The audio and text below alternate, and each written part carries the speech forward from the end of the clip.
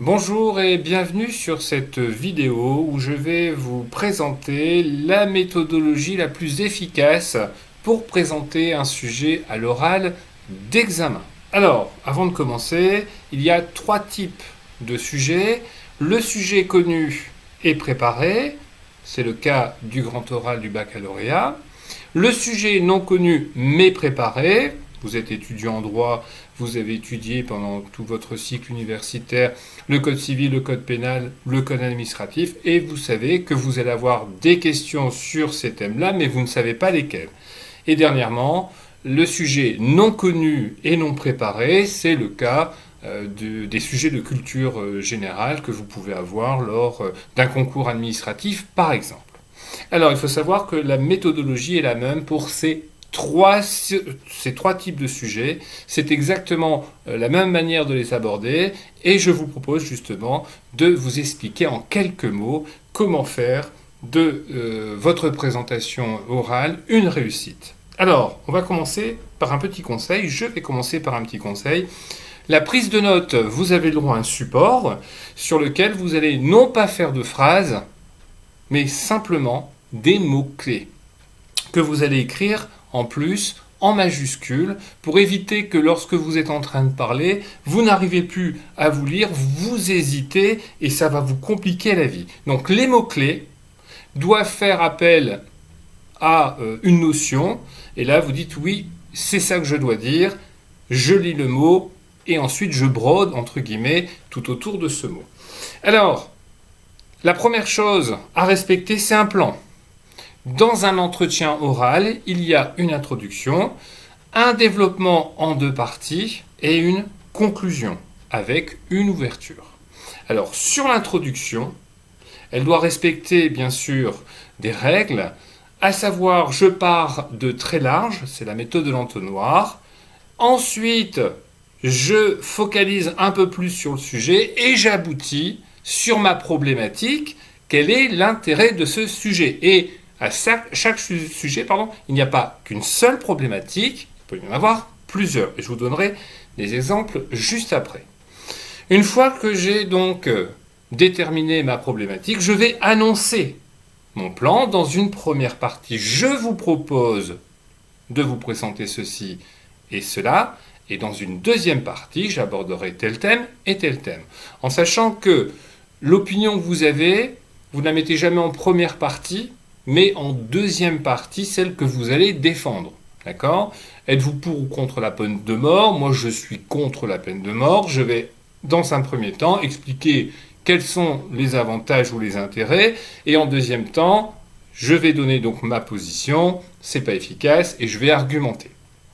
Et ensuite, comme je vous l'ai dit, j'arrive sur la conclusion que je vais reprendre donc brièvement le développer sans rentrer dedans et surtout arriver à une phrase d'ouverture sur un sujet connexe par exemple. Alors, je vais maintenant vous illustrer ce que je viens de vous dire, cette méthodologie avec un sujet de culture générale que j'ai trouvé récemment et qui a été d'ailleurs proposé à un candidat, l'homme et sa place dans l'espace. Première chose que je vais faire, je vais déterminer la problématique. Est-ce que je vais aborder l'aspect économique, l'aspect scientifique? Bref, je vais l'aborder sous l'aspect économique. L'homme a-t-il un intérêt économique à conquérir l'espace? Ce sera ma problématique. Je l'ai déterminé, je vais donc pouvoir passer maintenant à la rédaction de mon introduction.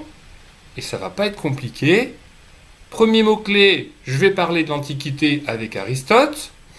Deuxième mot-clé, la conquête de la Lune avec la mission Apollo 11. Et troisième sujet, troisième mot-clé, SpaceX, qui va me permettre d'embrayer sur ma problématique. Vous voyez bien la méthode de l'entonnoir. Je vais du très large au plus précis et ensuite j'embraye sur ma problématique que je viens de vous donner à l'instant. Donc, j'annonce mon plan. Dans une première partie, je vais vous présenter les avantages de la conquête spatiale pour l'homme, c'est-à-dire l'économie avec la possibilité de gérer l'agriculture depuis l'espace et aussi de développer la couverture Internet pour le e-commerce. Et je vais illustrer à chaque fois, à chaque argument, avec quelque chose que j'aurais lu dans la presse ou une théorie. Enfin bref, en tout cas, j'illustre chaque argument et je passe ensuite au deuxième.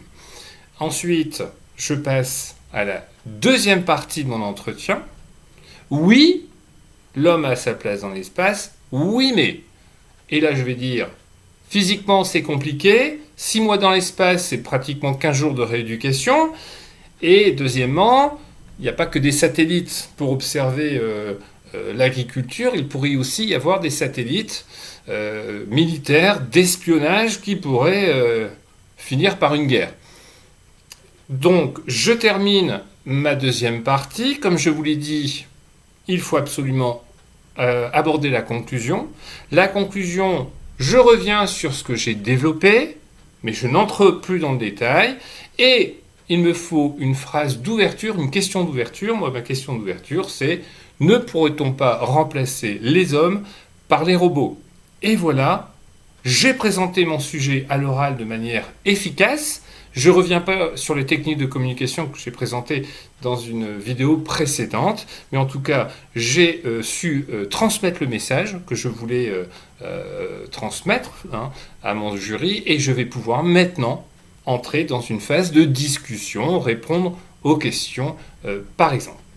Voilà ce que je pouvais vous dire sur la méthodologie pour présenter un sujet à l'oral. J'espère qu'en la suivant, vous réussirez vos oraux. En tout cas, je vous le souhaite et je vous dis à bientôt. Au revoir.